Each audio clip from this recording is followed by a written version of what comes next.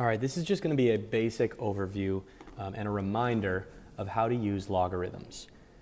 We need logarithms anytime the thing you are solving for is the exponent. So for example, in here, in number 1, we're going to need a logarithm to solve this. I already know because the unknown is a part of the exponent. For example, if I had x to the third equals 9, this would not require a logarithm. This would be a pretty easy fix. I would just take the cubed root to get rid of that 3.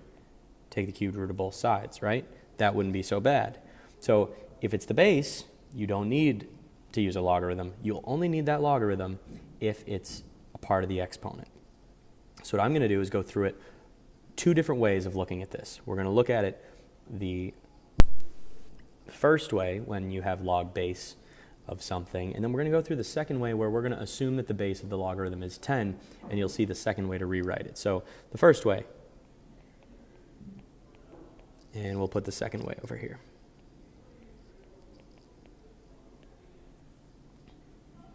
Okay. The first way says that the thing we are trying to figure out right now is we're trying to answer this question that says, what power of 15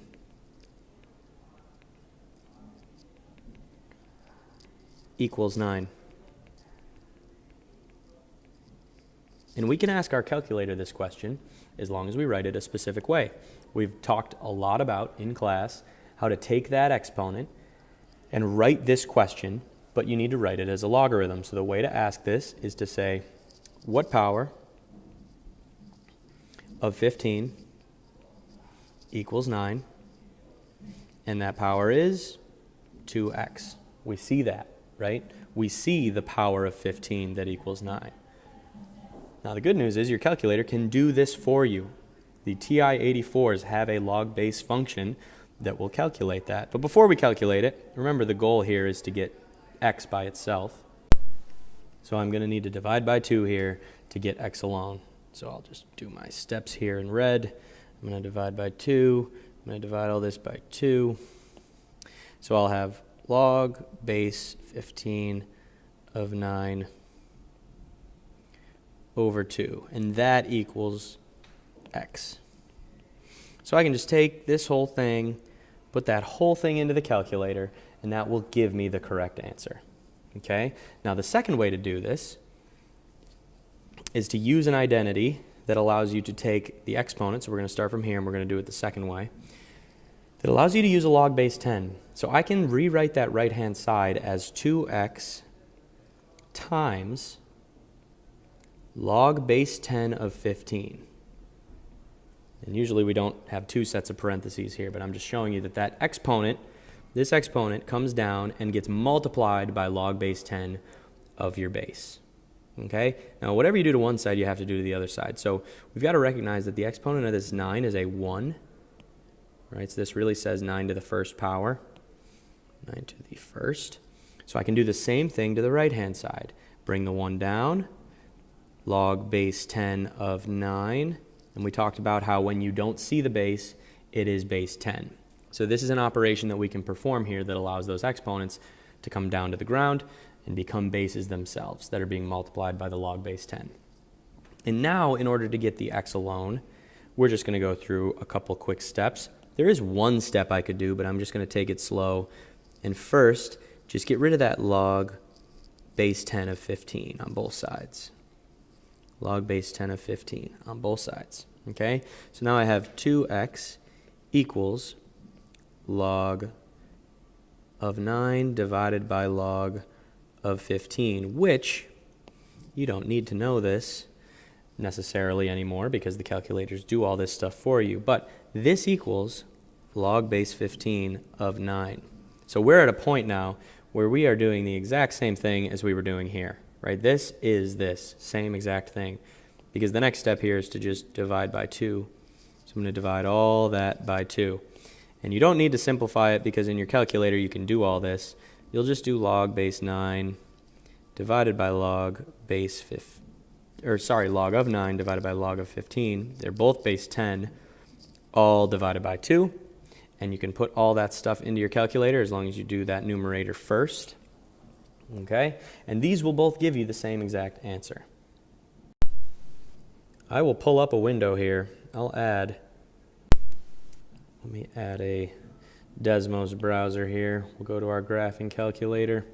All right, and I'll do it with the log base of 15 first. So we'll do log base 15 of 9. And remember that whole thing ends up being divided by 2. So that's the first way to do it. And I could do it the second way too, where I would have log of 9 divided by log of 15. And that whole quantity gets divided by 2. And I get the same answer either way. It makes no difference. So what we want to do is we want to use whichever way you're comfortable with. And here we get 0.4056. Okay, so let's just get rid of that. All right, so either way we get 0.40. All right, x equals 0.405 or 0.41.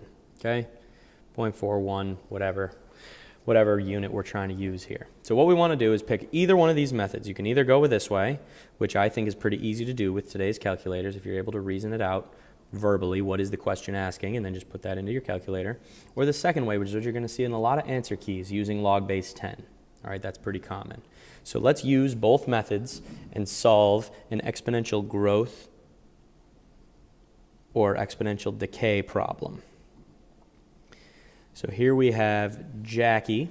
She borrowed $65 from her friend, and now she owes $100. If the interest rate used was 6%, how long ago did she first borrow the money? This comes from this formula that we have that is the exponential growth formula, because the amount of money she owes is increasing. A, which is our total amount, equals P times 1 plus or minus. We're going to use the plus, though, because it's growth. Whatever our rate is, to the T over N power. And in this case, N is 1 because the interest rate is 6%, and it doesn't specify that it's happening more often in a year or less often in a year. So we're going to plug in the things we know. We know that the money ended up being $100. So that's the total amount. It started off being $65, and we have 1 plus 0.06 because our rate is 6% to the T over N, and remember we said N is 1. So we're in a situation now where we're solving for the exponent. Let's take this both directions. If I do it using method 1, the first thing I'm going to do is divide by 65 no matter what. So I will have 100 divided by 65 equals 1.06. I just added those numbers there to get that to the T power. Okay, it doesn't make a difference what method we're using. That will end up being our first step. So with method 2, we would do the same thing. 100 over 65 equals 1.06 to the T power. But we're going to take it in a different direction from this point. I am going to rewrite 165ths as 2013ths. 165ths equals 2013ths from this point on. So make sure you recognize that that's where that came from.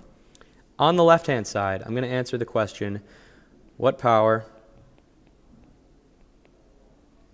of 1.06 equals 2013ths?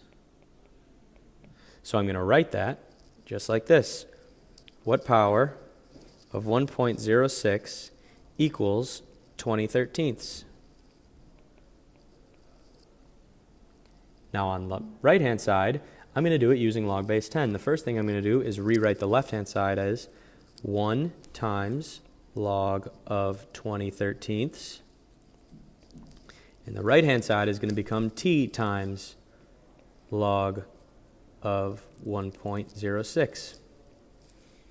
Okay, and on the right-hand side, I've still got one more step to do.